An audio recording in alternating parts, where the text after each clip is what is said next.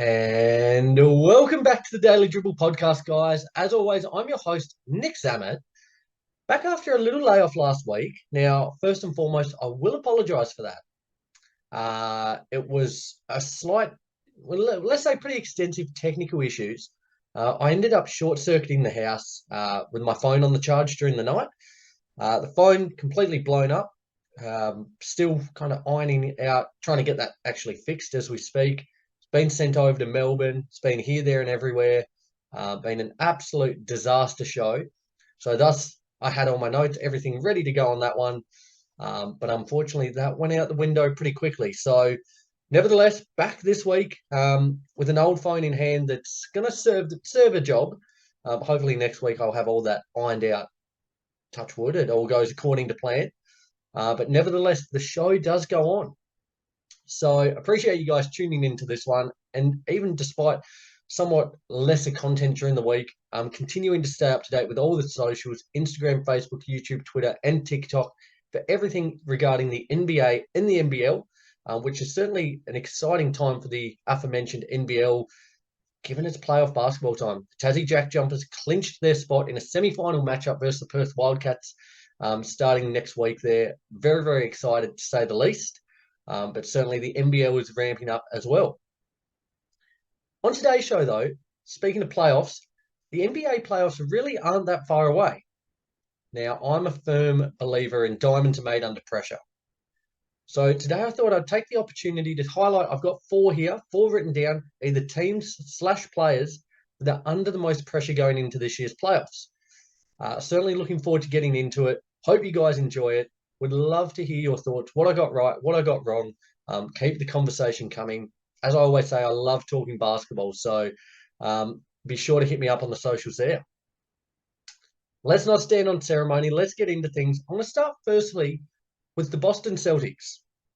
Now, they've easily been the best team within the league all season long. If they were to flop this postseason, I think it would go down as arguably probably one of the biggest disappointments in postseason in recent history, should I say. Given the squad they've got, they are so well-rounded both defensively and offensively. Probably the most talented team in the NBA you could certainly make a case for, and they're most likely going to have the best record going into the postseason. There are no excuses this season. With the roster they have, at the very least, they have to be making winning the Eastern Conference. They've taken their lumps over the last couple of years. You could certainly put it down to probably that core, Brown, Tatum, being on the younger side. But they're well and truly established stars within the league now. You can't kind of keep banging on about that age factor. Now, I think for them, as I said, winning the East is a must. May not feel like it at the moment, given that they're just cruising along pretty comfortably. But I think they're going to head in with a heap of pressure. Now, with the Bucks and multiple other teams kind of nipping on their heels, they're certainly going to have their work cut out for them in the East. As I said, the Bucks, namely Philly with Embiid back, are certainly dangerous. The Cavs are certainly they've been on a bit of a dour note as of late, but they're a team still to be feared, as are the Knicks when at full strength. There's other plucky contenders like the Pacers there roaming around. The Heat are certainly not to be discredited, given their run last season. It's not all going to be smooth sailing, but I think they are well and truly the front runner within the East. So NBA title is the goal. Eastern Conference champions is a must. And with that comes a lot of pressure. So I think the Boston Celtics are certainly going to be feeling the heat going into the latter stages of the season there. Moving ahead, I've got Kevin Durant. Now, for a couple of reasons, I think KD has a lot of pressure going into this season's playoffs. He forced his way out of the Warriors, went to Brooklyn and created arguably one of the, on paper, the biggest, best three combos in league history with James Harden and Kyrie Irving there. It didn't work out at all. To be honest, it probably couldn't have gone much worse in regards to actually getting them all on the court at the same time. If KD's foot wasn't so big in that series against the Bucks, who knows what would have happened. But that's history. He then moved to Phoenix, where they've been in and around the mix, haven't quite crossed that hump over the last season or so. But with the cast assembled around him this season, the expectation has to be a championship. They didn't sign Bradley Beal, Grayson Allen, just for the purpose of making a deep run but falling short again. 35 years of age. He's certainly not getting any younger. He's in the latter stages of his career. Has undoubtedly been one of the most influential players of the 21st century. That's a given. If you say otherwise, you're joking. Now, you might not like him. You don't have to, I guess, enjoy watching him, but you can't discredit his resume. Currently ninth on the all-time scoring list. He'll certainly finish higher than that.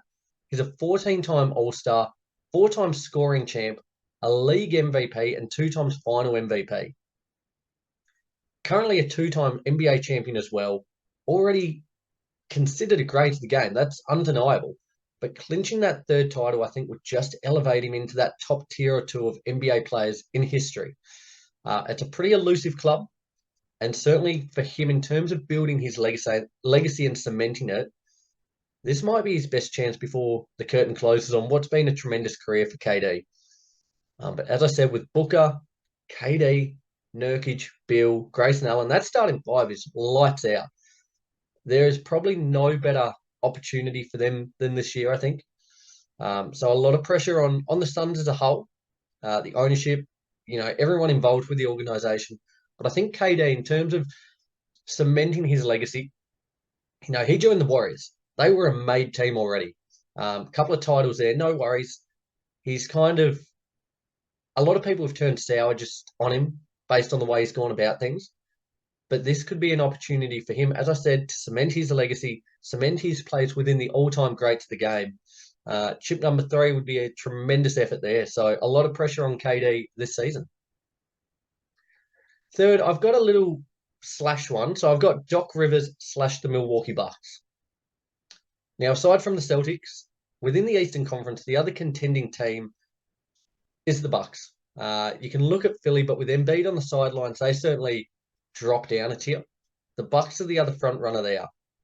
And to be honest, it's probably not even the fact that they acquired Dame Lillard in the offseason that's put the pressure on them.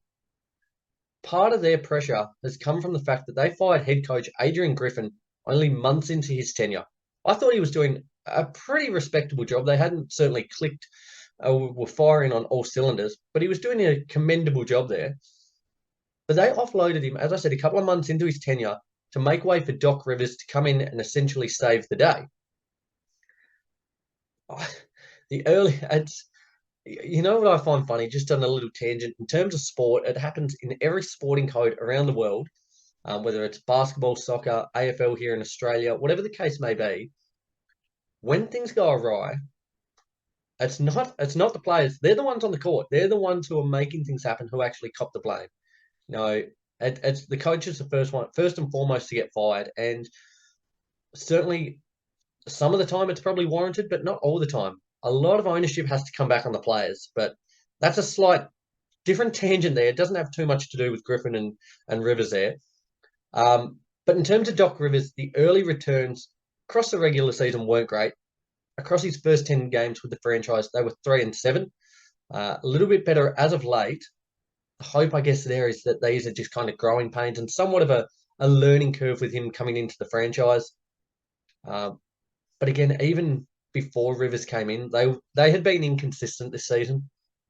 That duo of Dame and Giannis hasn't quite been firing to the extent we thought it would. But again, with those two at the helm, you certainly can't discount them. You would be a fool to write them off. And I certainly see the Bucks as a team to be feared in that postseason. I would love to see a matchup with them and the Celtics in the Eastern Conference Finals. I reckon that would just be must-watch TV. But they do have pressure. As I said, partly in fact of getting Dame and really going all in on that move, but also offloading Griffin and bringing in Doc Rivers. Making that sort of move comes with expectations that it's going to bring results. And the result they need is an NBA championship. So a lot of pressure on them as well. 4th and finally, guys, I've got the LA Clippers. Now, this is a team that has time and time again fallen short in the postseason throughout the Kawhi Leonard and Paul George era. Admittedly, due to injuries, that certainly played a big part within that. But I think this is probably their best chance of winning the Western Conference. The Clippers they've been their best version of themselves since they acquired that early season move of James Harden. Kawhi, PG been relatively healthy all year long, and over the past couple of months in particular, they've looked like a team befitting of champions, playing with a great swagger, a great energy, consistently performing and consistently staying healthy. As I said, that's the key. For me, with the way things are going, this could potentially be a make or break moment for the Clippers. With where things are currently poised, Paul George hasn't signed an extension as of yet. There's a lot of rumblings about potentially going back to the Pacers or OKC there. And also within that, James Harden will also need to be re-signed during the off-season. So it really becomes quite a clear picture in mind that if things go awry in the postseason, they could potentially blow this up. As I mentioned, one of their best chances, I believe, with the way things sit in the West at the moment, I don't have a lot of faith in the Minnesota Timberwolves, despite leading the Western Conference as it currently sits. I don't believe in them in the postseason. I think the Thunder are absolute quality, a fantastic team, and I've said it so many times over the last probably 12 months. They're going to be an incredible team over the next decade. I think they're still probably maybe next season away from being genuine threats. Denver and Phoenix will certainly be dangerous as well, but the Clippers should be really banging on the doors of winning a chip this season. And as I said, if not this season, I think it could be potentially blow it up. There's a lot of rumblings.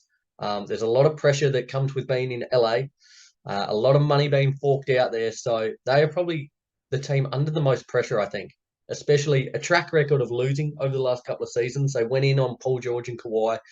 A bitter pill to swallow, you could argue, if they don't get a chip when you see what SGA is doing there in OKC. This is the guy they gave up on to get Paul George. And if it doesn't reap any benefits in the form of a title, it's looking like a pretty lopsided trade at that point, this one. So, guys, there you have it. To recap those four players/teams under the most pressure heading into the postseason, I had the Boston Celtics, I had Kevin Durant, I had the Milwaukee Bucks / Doc Rivers, and I had the LA Clippers there. There you go, guys. I would love to hear what you think, what I got right there, what I got wrong. As I said, a little bit of a quicker episode this week, just due in part to the fact that, I'm technical issues are still kind of plaguing me with this current phone. Hopefully we'll be back. Social media will be back fit and firing again next week. Nevertheless, in the meantime, be sure to keep the conversations coming via all of our social media channels, Facebook, Instagram, YouTube, Twitter, and TikTok, as well as subscribing wherever you listen to the show, whether you're watching this one on YouTube or listening via Apple Podcasts, Spotify, or any other leading podcast providers. Certainly appreciate you guys continuing to rock with me. Getting to that pointy end of the year, basketball, as I said, across the NBA and the NBL here in Australia is ramping up. I love it. The content is non-stop at the moment. I'm a basketball nufty, so I love consuming content. So this time of year, it's fantastic for me. Guys, I will leave it there for this week. Appreciate you tuning in. Have a tremendous week. Enjoy everything from the NBA and the NBL as the playoffs kick off there. And I can't wait to speak to you again next week. Till then, take care and have a great week, guys.